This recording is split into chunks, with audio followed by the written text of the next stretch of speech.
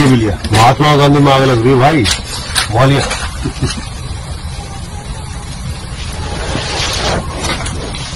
और यही अरुण कुमार मिश्रा थे जो कहे थे मोदी शाह को कि भगवान के बराबर हैं, एक अवतार के रूप में देखते हैं। इस तरह की बातें मोदी शाह को महिमा मंडन में इन्होंने कही थी।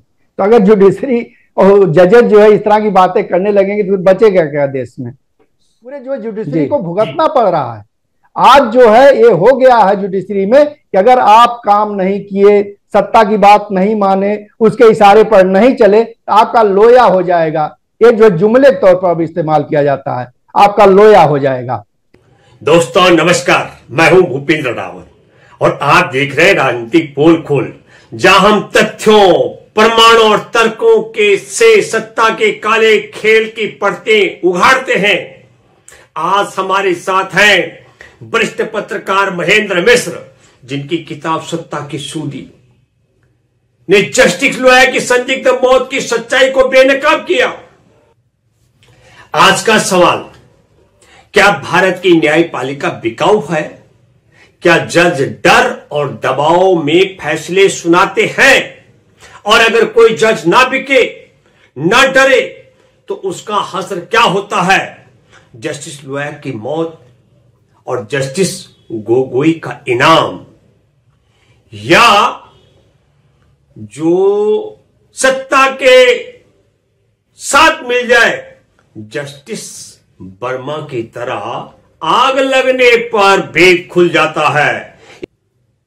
सबसे पहले बात करेंगे जस्टिस बीएस लोया की।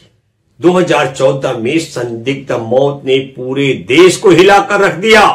वो सोहराबुद्दीन शेख फर्जी मुठभेड़ केस की सुनवाई कर रहे थे।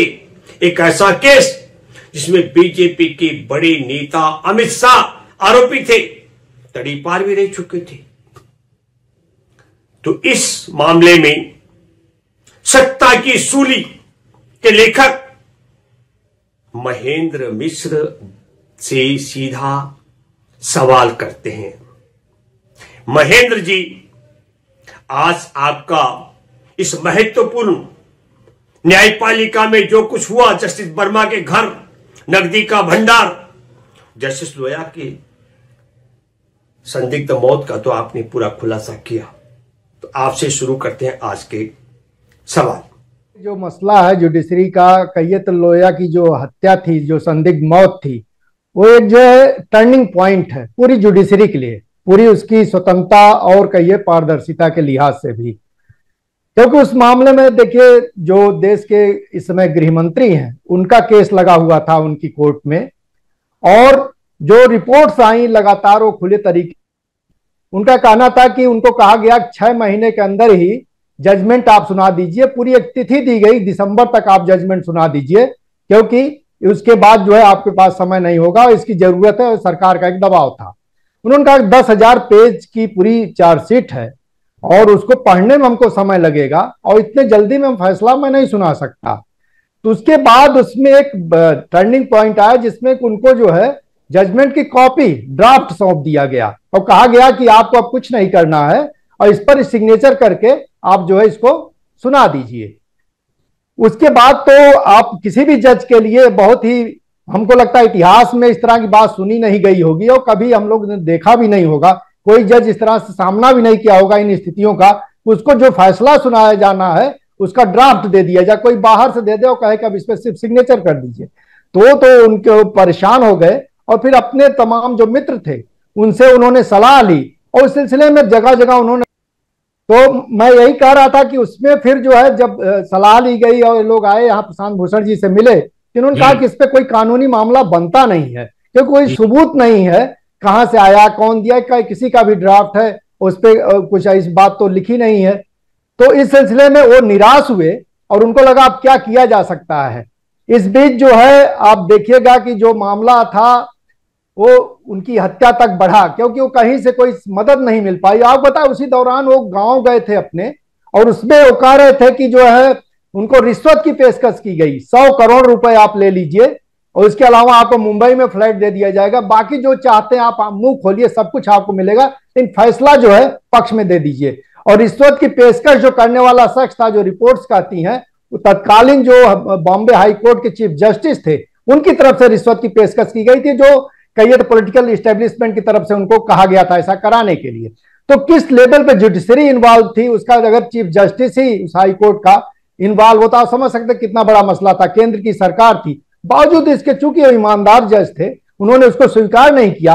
उन्होंने कहा अपने दोस्त से कि हम जो है गांव में खेती करना पसंद करेंगे, लेकिन हम कोई जो है ऐसा फैसला नहीं देंगे, कंप्रोमाइज नहीं करेंगे, कोई भ्रष्टाचार करके फैसला नहीं देंगे। तो इस तरह की बात किए थे और उसी का नतीजा रहा कि अंत में लगा कि अब लोया अगर वहां उस कुर्सी पर बने रहे तो फैसला पक्ष में नहीं आएगा और इस लिहाज से उनका रास्ते से हटना ही जरूरी है। और उसी का नतीजा रहा कि गेस्ट हाउस में जिस तरह से नागपुर के उनकी संदिग्ध मौत हुई और उसके बाद जब अस्पताल में गए तो जो पोस्टमार्टम हुई, पोस्टमार्टम भी पूरा जो है मैनिपुलेटेड थी। वो पूरा देश जानता है, अगर उसकी जांच की जाती है और तमाम डॉक्टर्स की टीम बैठती तो जो सही बात थी, जो सत्य था वो सामने आता। लेकिन सुप्रीम कोर्ट जहां की मसला आया था, एक जज की मौत का मामला था और जांच बैठाना कोई किसी भी मौत में अगर संदिग्ध है और वो मामला जो किसी जज की हत्या से जुड़ा है तो उसमें जांच तो एक सामान्य प्रक्रिया है, उसको बैठा ही दी जानी चाहिए। लेकिन पूरी ताकत जो है लगा दी गई कैसे जांच ना करवाई जाए, कोई जांच बैठाई ही ना जाए। और इस लिहाज से लगातार जो है खबरें प्लांट कराई गई, रिपोर्ट बनवाई गई कि किस तरह से जो है उनकी बहुत सामान्य मौत है, जबकि उनकी बहन खुल करके सामने आई, उनका बेटा खुल करके सामने आया और कहा कि ये जो है सामान्य मौत नहीं है, संदिग्ध मौत है और हत्या है और इसकी जांच होनी चाहिए। अंत में उनके पिताजी भी खुल करके सामने आए, लेकिन किसी की बात नहीं सुनी गई और सुप्रीम कोर्ट को मैनेज कर लिया गया। सुप्रीम कोर्ट के जो समय चीफ जस्टिस थे और उसके बाद जो फैसला आया वो आया कि भाई ये सामान्य मौत है और इस पर जो है कोई जांच की जरूरत नहीं है। तो आप कह सकते हैं कि वो मामला जो ऐसा था जिसमें कि जुडिशरी के सरेंडर का और जो दौर शुरू हुआ वो आज तक जारी है। और आज यशवंत वर्मा के तौर पे जो सामने आया है, जुडिशरी में जो बजबजाहट थी, जो गंदगी थी, वो खुल करके अब वो उभर के सामने आ गई है और वो पूरा देश अब इस समय देख रहा है। इस मामले कोलिजियम का जो है शाम को एक बयान आया है जिसमें उसने कहा है कि जो कहा जा रहा है कि इलाहाबाद उनका तबादला कर दिया गया है, ये अफवाह है और ये सही बात नहीं है। अभी जांच चल रही है, जांच कोलिजियम पूरा करेगी, उसके बाद उनके बारे में किसी नतीजे पर पहुंचेगी। एक नया पक्ष आया है। दूसरा, इसके साथ ही फायर ब्रिगेड के जो यहाँ अफसर हैं उनका बयान आया है कि ये जो है जो पैसा मिलने की बात कही जा रही थी, हमारे जो फायर फाइटर्स थे जो गए थे उन्होंने कहा कि वहां कोई ऐसा पैसा नहीं दिखा, किसी तरह की मतलब नोटों गड्डी नहीं दिखी है। तो अपने तरीके से लीपापोती का भी कार्यक्रम शुरू हो गया है कि कैसे, क्योंकि इससे सरकार भी घेरे में आती है, जुडिशरी भी घेरे में आ रही है और पूरा सिस्टम ही एक्सपोज हो रहा है। तो मामले को दबाने की अपनी कवायद शुरू हो गई। भूपेंद्र जी, सत्ता की सूली से जो खुलासा हुआ कि जस्टिस लोया की हत्या का कारण बना पैसा लेकर के गलत फैसला न देने का कारण बना, और फिर आपने जोड़ा कि जस्टिस यशवंत वर्मा पैसा इसीलिए लेना शुरू कर दिए क्योंकि सब लोगों की नजर में जस्टिस लोया का हसन दिख रहा है। मैं इस सुप्रीम कोर्ट ने उनकी मृत्यु को स्वाभाविक माना, लेकिन संदेह क्यों बना रहा, ये कारण बताइए, क्या लगता आपको? संदेह तो देखिए, जो पूरी प्रक्रिया उस दिन जो है अगर आप कहिएगा ना तो वो बीमार नहीं थे, किस तरह कोई उनको जो है बीमारी नहीं थी, और जो यात्रा उनकी होती है शादी के, जिस शादी को उनको अटेंड करना था उसमें जाने का उनका कोई मूड नहीं था। और बताते कुछ लोग उनको परसुएट करके ले गए शादी में, कि मतलब उनकी इच्छा के विरुद्ध वो यात्रा कराई गई थी। वो यात्रा किए, ट्रेन से यात्रा किए और एकदम शाम तक वो पूरा ठीक ठाक थे। रात में अचानक जो है ये बताया गया कि उनकी जो है तबीयत खराब हुई, हार्ट अटैक हुआ, और जिस अस्पताल में नजदीक जो अस्पताल था वहां ले जाना चाहिए था तत्काल, वहां ले जाने की बजाय एक ऐसे अस्पताल में ले जाया गया जो संघ परिवार से जुड़े हुए लोगों का अस्पताल था। तो कई ऐसे फैक्टर सामने आए। जो पोस्टमार्टम किया जो बंदा, पता चला कि वो भी जो है कहीं कहीं सत्ता से जुड़ा हुआ शख्स है। तो हर तरीके से एक संदिग्ध जो है पूरी वहां आलम यह था कि वहां कार थी, जज थे, पूरी व्यवस्था रही होगी, उससे ना ले जाकर के उनको ऑटो से ले जाया गया। अब समझ सकते हैं एक गेस्ट हाउस जहां के उस समय तमाम जजेस रुके हुए हैं, शादी का माहौल है, कितनी गाड़ियां रही होंगी, उन गाड़ियों का इस्तेमाल नहीं किया गया। उनको एक ऑटो से ले जाया गया, उनकी जो है बॉडी या जो बेहोशी की हालत में अस्पताल नजदीक के, मैंने जैसा पहले बताया, नजदीक के अस्पताल में नहीं ले जाया गया जहां तुरंत उनका इलाज शुरू हो सकता था। एक ऐसे दूर अस्पताल स्थित था जो संघ परिवार जुड़ा हुआ था, तो उनके यहाँ उसका इलाज कराया गया। तो कई परिस्थितियां ऐसी थी जो संदेह पैदा करती हैं, और एक जांच जब होती तब शायद खुल करके बात सामने आती, जो सच्चाई हो सबको पता चलती। लेकिन चूंकि जांच तो कराई ही नहीं गई, कुछ बैठाई नहीं गई, लिहाजा वो सारी चीजें अभी भी जो है अंधेरे में है। और अभी हम सीधे नहीं कह सकते हत्या हुई, हम कहते हैं संदिग्ध मौत हुई है, हत्या की आशंका है। देखिए शुरू में क्या हुआ, सबसे पहले उनकी बहन जो है सामने आई, और निरंजन जो टकले हैं, जो पत्रकार जिन्होंने कारवां में सबसे पहले स्टोरी ब्रेक की थी, वो जो है उनकी बहन की जो बेटी थी, भांजी कह सकते हैं लोया साहब की, उसने संपर्क किया था निरंजन टकले से और कहा था कि ये मामला जो है संदिग्ध है, हमारे मामा की मौत संदिग्ध है, हम चाहते हैं इस पर स्टोरी हो, ये जांच हो, लिहाजा आप काम करिए। तो उस पर निरंजन टकले लगातार काम किए, उनकी बहन से भी उसी दौरान मिले। तो पूरे परिवार की सहमति थी कि इस मामले की जांच होनी चाहिए और इस मामले को वहां तक पहुंचाया जाना चाहिए। उसमें उन्होंने पत्रकारों की मदद ली, निरंजन टकले उसमें एक सोर्स का काम किए। लेकिन जब रिपोर्ट आ गई और चीजें आगे बढ़ गई, पूरे देश के अंदर माहौल बन गया और लगा चीजें अब जांच की दिशा में जा रही हैं, तब पूरा सत्ता का दबाव परिवार पर पड़ा। आप देखिएगा एक के बाद एक जो है पिल पलटना शुरू हुए। उनके पिताजी जो आए थे वो चुप हो गए, चुप्पी साध लिए। बहन ने कहा कि नहीं अब इसकी कोई जरूरत नहीं है। बेटा जो एक लेटर लिखा था उस दौरान जब उनकी मौत हुई थी, और उसी समय लिख दिया था लेटर कि हमको लगता है कि हमारे पिताजी की मौत जो है ये सामान्य मौत नहीं है, संदिग्ध मौत है, हत्या की आशंका, इसकी जांच होनी चाहिए, वो विड्रा कर जाता है और फिर चुप्पी साध जाता है। तो कोई बड़ा, उससे भी बड़ा थ्रेट दिया गया परिवार को कि आप अगर बोलेंगे तो बड़ा नुकसान और सहने के लिए तैयार हो जाइए। तो ऐसी चीजें थी जिसमें कि सब लोग फिर शांत हुए। काम जुडिशरी करना था, सुप्रीम कोर्ट को करना था, लेकिन सुप्रीम कोर्ट अपनी भूमिका में खड़ा नहीं हुआ। अंत में नतीजा जो है कहिए तो जो न्याय मिलना चाहिए था, और इसका नतीजा हम कह सकते हैं पूरे जो जुडिशरी को भुगतना पड़ रहा है। आज जो है ये हो गया है जुडिशरी में कि अगर आप काम नहीं किए, सत्ता की बात नहीं माने, उसके इशारे पर नहीं चले, तो आपका लोया हो जाएगा। ये जो जुमले के तौर पर अब इस्तेमाल किया जाता है, आपका लोया हो जाएगा। ये जो डर है वो एक डर, परमानेंट डर हो गई है, और उसमें जो न्याय जो है लगातार वो सफर कर रहा है। वो रंजन गोगोई भी हो सकता है, या तो जस्टिस लोया की तरह निपटाया जाएगा या रंजन गोगोई जैसा तोता बनाया जाएगा। बिल्कुल, हो सकता है महेंद्र भाई, बिल्कुल सरेंडर करने के लिए मजबूर भी कर दिया जाएगा। भाई ये रंजन गोगोई जांच न करने का जो कारण है, ये सत्ता का दबाव आपने माना, ये पोस्टमार्टम की खामियों को क्यों नजरअंदाज किया गया? नहीं, उसमें तो देखिए एक बात तय थी, बात पोस्टमार्टम खामियों और उसका है ही नहीं है। मामला ये है, कोर्ट के जो जजेस थे वो जो है जान रहे थे कि जिस तरह का दबाव है, अगर लोया के साथ वो चीज हो सकती है तो हम भी, क्योंकि मामला तो फिर आपकी गर्दन नहीं, गर्दन जिसकी नपने जा रही उस जांच से, वो अपनी गर्दन नपने नहीं देगा। ये जजेस भी जान रहे थे। तब या तो आप जो है इस्तीफा दीजिए या तो सरेंडर करिए। तो सरेंडर का रास्ता अपनाया था इन लोगों ने, और नहीं तो वही जजेस है। आप देखिएगा, हम लोग थोड़े कह रहे हैं, वकील और पूरा देश ही उसका गवाह है।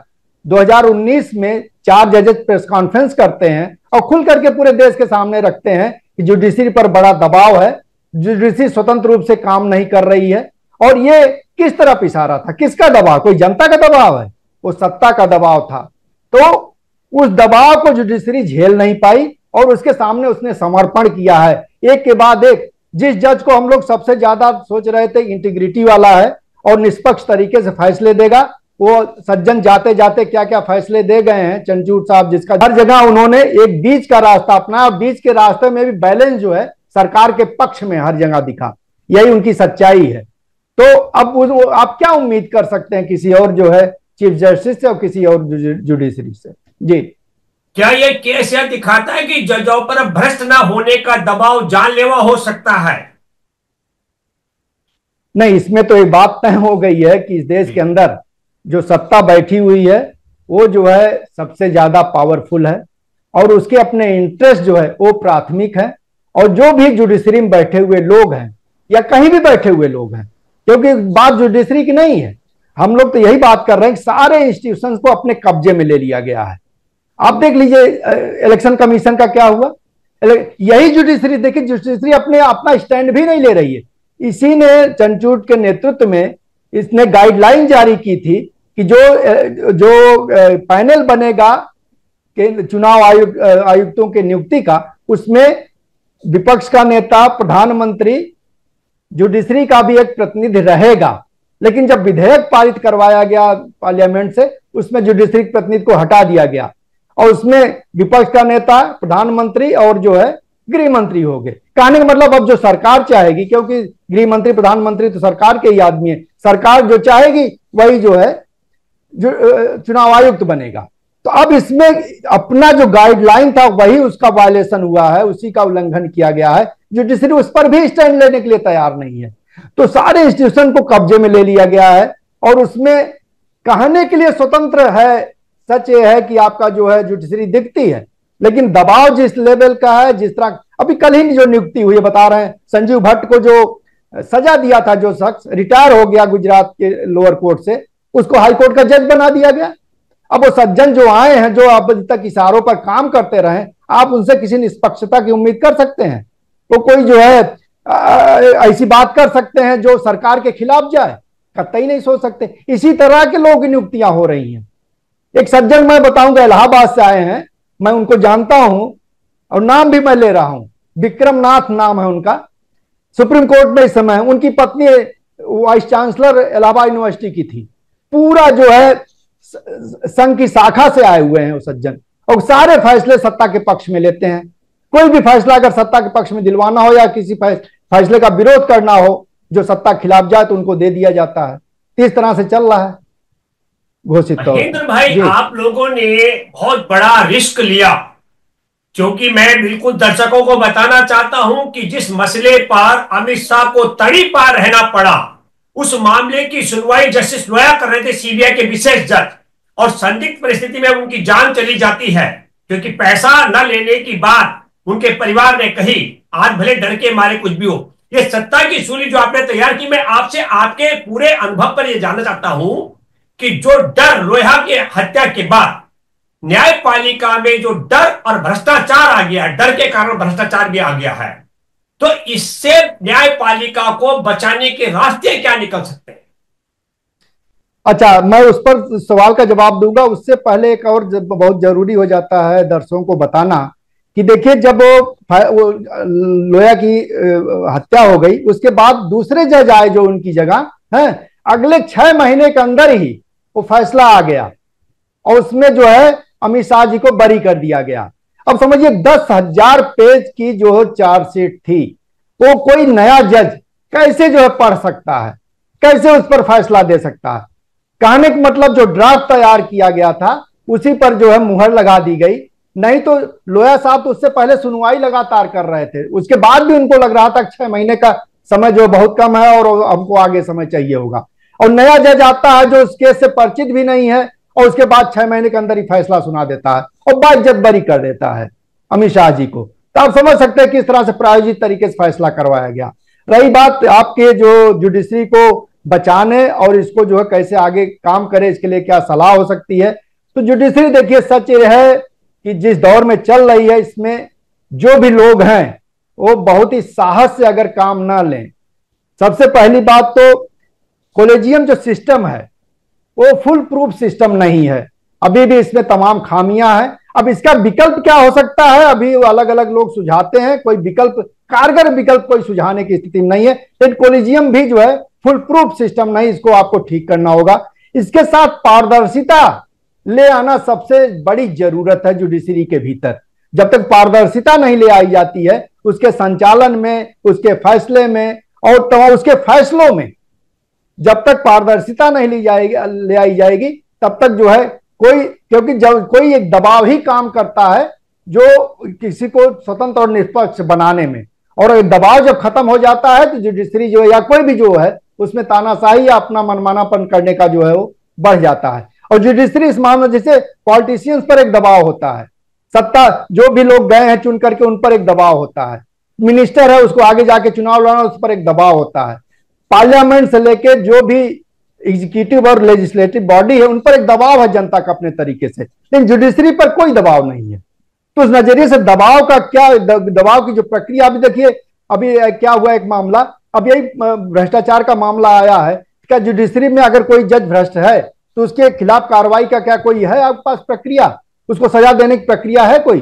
उसके खिलाफ जांच की कोई प्रक्रिया है? जुडिशरी के लोग चाहें तभी हो सकता है, और नहीं तो फिर आप कोई ताकत नहीं। अभी लोकपाल ने एक जो आदेश दे दिया था कि एक जज थे जिनके खिलाफ जो है उसने सिर्फ जो है एप्लीकेशन स्वीकार कर ली थी, उनके खिलाफ कोई एक मामला है उस पर हम जो है विचार करेंगे। उसी दिन उस मामले को जो है जुडिशरी ने उठा लिया और तुरंत उस पर रोक लगाया। ये क्या लोकपाल के दायरे में आता है कि नहीं आता जुडिशरी का भ्रष्टाचार, उस पर वो विचार करेगा, उसकी सुनवाई चल रही है, लेकिन सबसे पहले रोक लगाई गई। तो आप जो है कहीं किसी भी संस्था के प्रति जवाबदेह नहीं है, आप जनता के प्रति जवाबदेह नहीं है, अपने आप में स्वतंत्र हैं, और स्वतंत्र रहते हुए ही भ्रष्टाचार ही अगर ऊपर से लेकर नीचे तक रहेगा बरकरार, तो सब एक दूसरे के हितों की पूर्ति कर रहे होंगे, मतलब उनके जो है निहित स्वार्थों की पूर्ति कर रहे होंगे। और पता चला इसमें अल्टीमेटली पूरा न्याय सफर करेगा, जनता सफर करेगी, और जो इसकी जिम्मेदारी है, जुडिशरी की जिम्मेदारी तो कहिए तो पूरे सत्ता को नियंत्रित करना है, पूरे संविधान कैसे पूरे देश के अंदर प्रॉपर तरीके से लागू हो इसकी गारंटी करनी है। तो जिम्मेदारी फिर कहां बच पाएगी? और एक बार जब साख चली जाती है किसी की तो फिर उसको वापस ले आना बड़ा मुश्किल होता है। ये जो धब्बा लगा है जसवंत पर, ये नोटों का, ये बहुत बड़ा कांड है अपने आप में, और हमको नहीं लगता है कि ये बहुत जल्दी जो है किसी भी रूप में जुडिशरी को उस धब्बे को मिटाने जा रहा है। जी, ये दबाव की आपने जिक्र, मैं एक याद आ रहा है मुझे, भूमि अधिग्रहण कानून महेंद्र भाई आजादी के 66 वर्ष बाद बना, 2013 का जिक्र कर रहा हूं। मैं हैरान हूं, सुप्रीम कोर्ट में 3 जजों के बेंच के फैसले को 5 जज 4 जज बदली करते हैं, लेकिन भूमि अधिग्रहण कानून में जिन किसानों को लाभ मिला अधिग्रहण रद्द होने का नए कानून के तहत, अरुण कुमार मिश्रा की 3 जजों की बेंच ने उस आदेश को खारिज कर दिया। और बहुत रोचक बात है, एक ही महीने के 15-20 दिन के अंदर मदन लोकुल बी की अध्यक्षता वाली बेंच ने अरुण कुमार मिश्रा की बेंच का आदेश रद्द कर दिया। उसमें भी 3 ही जज थे।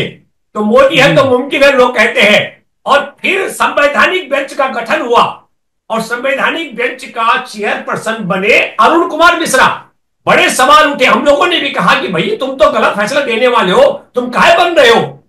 और अरुण कुमार मिश्रा संवैधानिक बेंच के चेयर करने वाले बनते हैं। मैंने प्रेस कॉन्फ्रेंस करके कहा कि यह फैसला ही गलत है, मैं मानता नहीं उसको, चाहे मुझे संवैधानिक बेंच जेल में डालती, क्योंकि उस कानून को बनवाने से लेकर के धरातल पर उतारने तक हम लोग रहे हैं साथ में। तो मैं हैरान हो गया। लेकिन आप जो सौदेबाजी है, अरुण कुमार मिश्रा सेवानिवृत्ति के बाद 8 महीने तक कोठी पर कब्जा जमाए बैठे रहे। कहा मोदी सरकार को, भाई हमने तुम्हारा इतना बड़ा काम कर दिया, हमने देश में 66 साल बाद बने कानून की व्याख्या बदल दी और आप हमको क्या करेंगे? फिर अरुण कुमार मिश्रा को एनएचआरसी का चेयरमैन बनाया गया। तो ये स्थितियां हैं, जजों के लालच को हमको समझना पड़ेगा। आपने जस्टिस लोया का जो जिक्र किया, सच में बहुत बड़ा मामला आपने बताया। और मैं जब ये सोच रहा था कि जस्टिस वर्मा के घर फायर ब्रिगेड वाले आग बुझाने गए, नोटों का भंडार मिला, आज भले उस पर लिपा पोती की जाए, लेकिन मैं एक व्यंग्यात्मक बात कर रहा हूं कि अगर जस्टिस वर्मा की तरह ऐसी स्वाभाविक तौर पर देश के सभी हाई कोर्ट और सुप्रीम कोर्ट के जजों के घरों में अचानक आग लग जाए, तो नोटों का इतना अंबार निकल सकता है कि देश पर कुछ गरीबी तो देश की कम हो सकती है। महेंद्र भाई, कुछ तो गरीबी। मिश्रा के बारे में कि उनको तो तुरंत पुरस्कार मिला ही था, और यही अरुण कुमार मिश्रा थे जो कहे थे मोदी शाह को कि भगवान के बराबर हैं, एक अवतार के रूप में देखते हैं। इस तरह की बातें मोदी शाह को महिमा मंडन में इन्होंने कही थी। तो अगर जुडिशरी और जजेस जो है इस तरह की बातें करने लगेंगे तो बचेगा क्या देश में?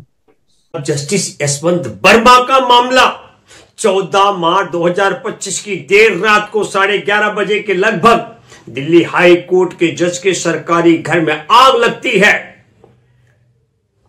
सूत्र कहते हैं वहां भारी मात्रा में नकदी मिली, लेकिन दिल्ली फायर सर्विस के प्रमुख अतुल गर्ग इसे अफवाह बताते हैं।